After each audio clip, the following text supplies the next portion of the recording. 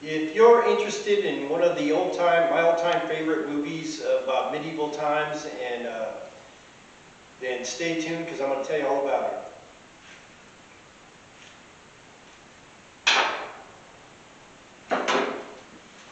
So I'm Shark Whitebeard here at Shark's Tavern in my rogue outfit, my medieval garb, and I just thought I'd give you a good review of one of my all-time favorite movies that I've seen over and over again. I got it on DVD, and the name of the movie is called Ironclad, and it's based on true events, based on history, and it's a great movie. If you get a chance to watch it, go ahead and watch it. It's about King John, who, King John, when he was Prince John, he was the main villain in Robin Hood. And when Lionheart was, his brother, the Lionheart, Richard, was out fighting the Crusades, and he was kind of running amok in England and causing all kinds of raising taxes and messing with people. But King John was a real guy, and he really was doing all that bad stuff back in the day. But what happened was the barons finally ganged up on him, and they made him sign the Magna Carta, which was a major thing. It was like a Bill of Rights. It's a true historical fact. It was like a Bill of Rights for the barons and even for peasants and everybody else, and included everyone, that it limited the power of the king. So that was King John. So the barons ganged up on him, and they forced him to sign the Magna Carta, which was going to change history forever. So what happened was King John, what he does is he decides, he signed it, but he doesn't want to abide by it, so he goes to the Pope, and the Pope backs him up and gives them 900 Danish mercenary warriors to go and take back England. At that point, he lands in England and decides he's going to run all over England and take his power back. And all the barons, they pretty much dispersed their troops and went home. So there's no one there to oppose him. And he's going to run right through England and subdue all these guys who he felt that they betrayed him and everything else. So, needless to say, what happens is leader of one of the groups is this Knights Templar, who's the Templars were warriors who fought in the Crusades, elite guys, elite fighters, knights, dedicated to a life of poverty and everything else, and just to be warriors and to be knights and fight on the side of what they felt was right.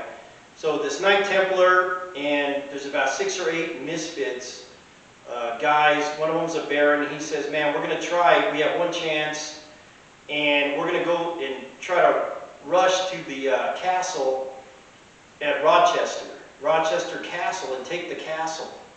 And he can't, King John can't go any further until he takes us out of this castle. So so they show up there, they take the castle, and the guy there has about, I don't know, 6 or 8 guys, soldiers, warriors of his own.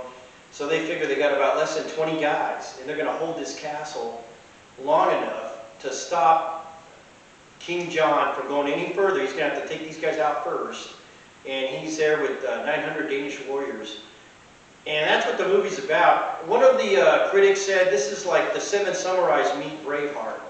And the original movie, The 7 Samurais, was a Japanese movie where these 7 samurais hold out with this Japanese village against insurmountable odds, which later on, when that movie came out, they wanted to take it to the United States of America, I think back in I think it was the 60s, and they said, well, no one's going to watch that, so they made the movie The Magnificent Seven, with Yul Brynner, Steve McQueen, Charles Bronson, some of these other guys, and where 7 gunmen go to hold a Mexican village against 40 Mexican bandits.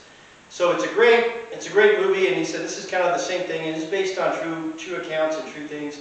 Great battle scenes. There's great character development that I got into, and it's based on true events. It shows trying to hold this castle that is so strongly built that they can hold out against this many men. Of course, a lot of people are dying and getting killed and everything else.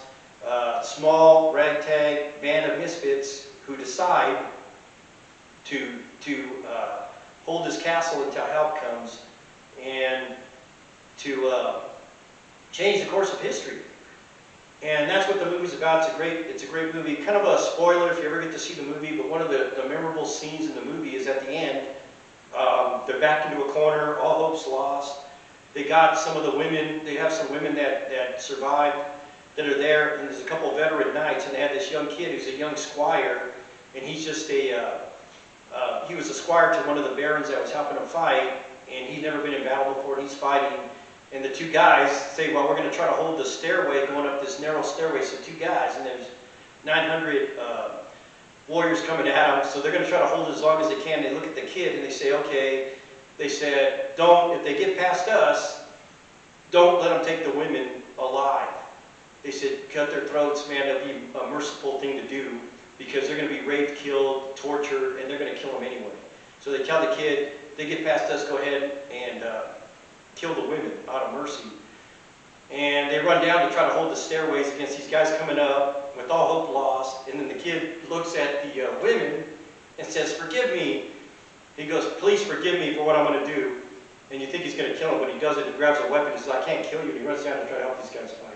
So it's a great scene in the movie and how desperate they are. And it's a happy ending at the end and everything works out. It's supposed to be based on true events. And it's a great movie. So if you want to see a good medieval movie, good costumes, good battle scenes, weapons, use, and everything else, and I felt it was very good character development, good guys against the bad guys, fighting against evil and everything else. Yeah, let me know. Please like, subscribe, share, give me a thumbs up, and post a comment. Thank you very much.